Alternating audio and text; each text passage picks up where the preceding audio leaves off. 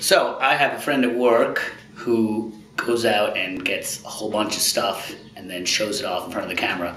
And she calls that a haul. And then she made like 6 videos that are like a haul. And I was thinking, do I ever come back with a haul? Because today I actually went shopping. It was a beautiful day and I went walking around and I came back with a haul. So I figured I'd make a video. I'll give on.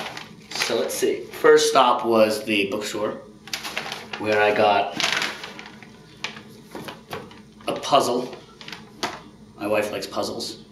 And this is where we went on our honeymoon. It is Venice. 750 pieces. I think it was like 13 bucks. Comes with a mini poster. Venice. And then, let's see. I have this crush on this actress, and this never happens. The last actress or something I had a crush on was Aaliyah, and then she died. It's really sad. So I actually have a crush on an actress. Her name is Emmy Rossum. She's so beautiful, very good actress, and she seems to have her head on straight. So while I was perusing the DVDs, I saw that she actually has an album, and I was like, man, is this going to be one of these terrible albums that's like a total like ego trip? So I dialed it up on Spotify, very good use of Spotify, to see if you like it, and it was totally awesome, jazz singy kind of music, old-timey. So this is the album. I bought it, $14.99. It's called Sentimental Journey, Emmy Rossum. It's really, really good. I was really happy about it, and I don't buy a lot of music, so this will be in heavy rotation, Emmy Rossum. And then I got 3 books, 3 English authors, all very fine authors. The first is P.G. Wodehouse. This is the greatest English comic author of all time. He wrote about 96 books, and I've been reading a lot about his life of late, and I'm about to read a new book on his letters. So whenever you call Butler Jeeves, remember there was that website Ask Jeeves? Jeeves was a creation of P.G. Wodehouse, and this is one of the first ones, Stiff Upper Lip Jeeves. It's the first one I read, and I decided I would start buying these books in hardcover because they're definitely worth owning. P.G. Wodehouse, always great for a good laugh. So that's P.G., Stiff Upper Lip. This is Evelyn Waugh, and he wrote Brideshead Revisited and a couple other books that were really good. He wrote a book called A Handful of Dust, which I read once on a plane. Huge mistake because I wanted to talk to somebody so badly at the finish, and I was just sitting next to a Roman Catholic priest. It was totally, I started bothering him, the poor guy. So I haven't read any Waugh since then, but this is called Decline and Fall. It's about a guy who works at a boarding school in Wales.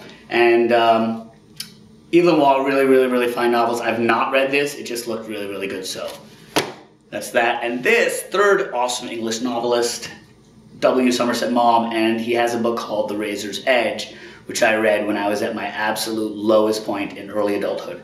So reading this book sort of gave me the strength to kind of redouble my efforts, and soon enough, my fortunes changed, so I'm very, very, very, very, very fond of this book. I gave my copy to my aunt, who now lives in India, and I have a friend who recently asked for a book recommendation, so I recommended this to her, not realizing I didn't own it, so I figured I had to buy it and then lend it. So again, one of my favorite, probably the closest book to my heart in my life, W. Somerset Maugham, The Razor's Edge, which actually, what's his name? Bill Murray had that made into a film when he was at the height of his powers. It was a total disaster. So not really a filmable book. I do have a 1950s film of it on my bookcase right there. But not really something that you want to make into a film. This is F1 Racing Magazine. It is 2 weeks into the Formula One racing season, and I'm really, really happy about that. This is my man, Lewis Hamilton. He's not my favorite driver, but he is an Englishman, and he is a world champion. So I like getting these things for awesome pictures that you can find inside of like, I haven't even opened this yet, but of like awesome race cars.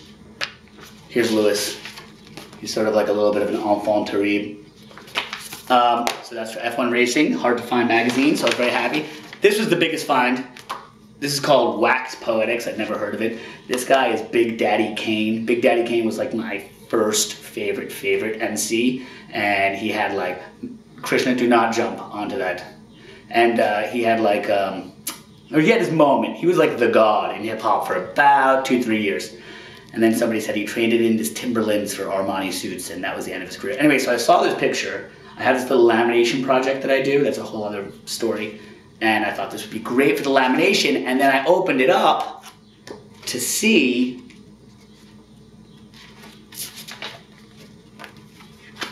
a huge feature on Donald Fagen, who is the guy who introduced Steely Dan to my life, which is my favorite band.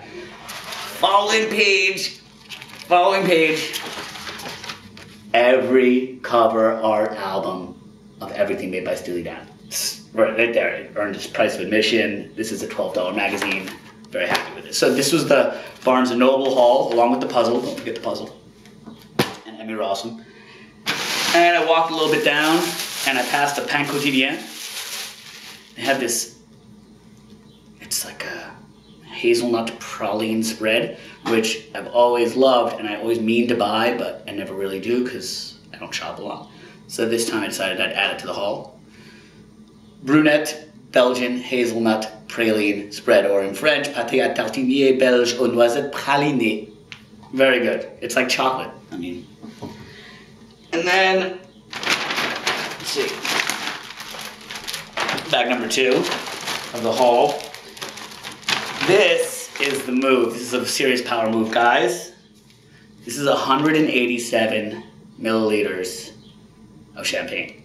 The only reason you want this is you just buy this randomly, you stick it in the fridge, and then one day your girl or your wife or your brother has a great day, like, oh, so happy, and you very suavely just say, oh really, you've had a great day? And you open up the fridge and you pop a tiny little champagne bottle, has 2 glasses in it, just enough. Serious power move. Do not forget this. This, while I was there, I bought another bottle of Lagavulin. This is my favorite scotch. I'm not a huge scotch guy, I'm definitely not a scotch snob, but the smokiness of this stuff really slows down my drinking, and I kind of enjoy it more than just consume it.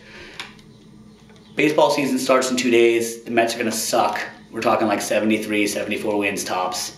It's gonna be a drinking season. So these are 2 things I got, about 80 bucks, both of them. And then I think the final pièce de résistance. My cousin bought me a pipe from Paris because I have to quit smoking, and my wife's sort of okay with pipe tobacco. Definitely no more cigarettes.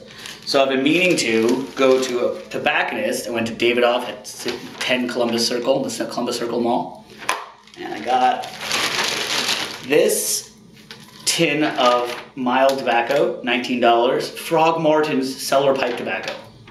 I know nothing about pipe tobacco. This is going to be my first pipe tobacco. Hopefully it's pretty good. And then long-handled matches, because you have to light it with a match. And lastly, I'm trying to make a film called The Lost Lotus. So I just happened to see a lighter. Now, you can't light the pipe with the lighter, but I love orange. And apparently there's a lighter company called Lotus. So like everything Lotus right now is kind of big in my life. Here's the packaging. And beautiful orange, very handsome lighter. And then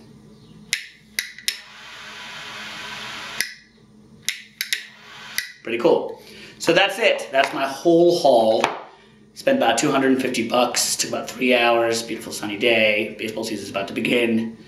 I don't know what to say about that. That's the end of the haul. I hope you enjoyed it. Thank you very much, and I'll see you later. Bye-bye.